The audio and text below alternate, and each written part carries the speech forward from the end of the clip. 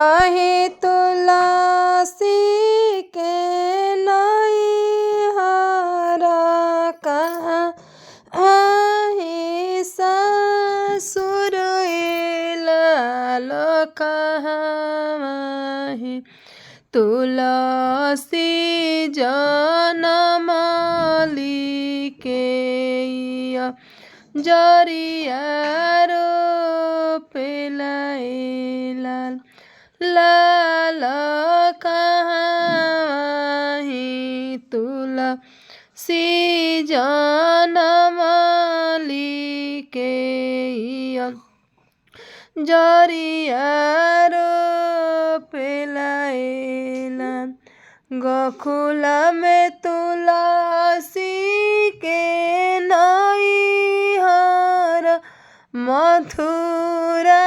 में ससुर लाल खेते तुलसी जनमली मलहुरिया जरिया रोपेला लाल खेते तुलसी जनमली मलहुरिया जरिया रोपेला के कहेला तुलसी काटबी काटी के लड़ाई लाल के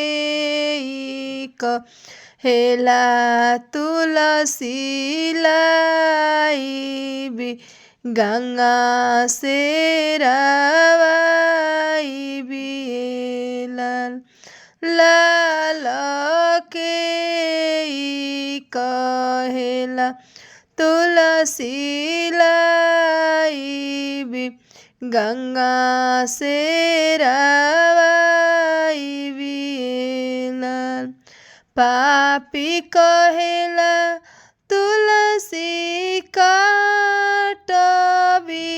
काटी के लड़ाई लाल धर्मी कहेला तुलसी लाई गंगा से रवाई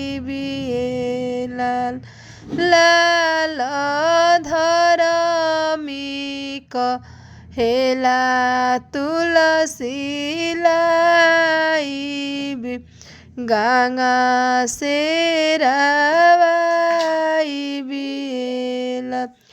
मर बोरे तुलसी के लट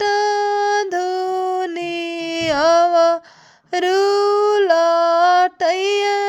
धुनी लाल काहे के मरबो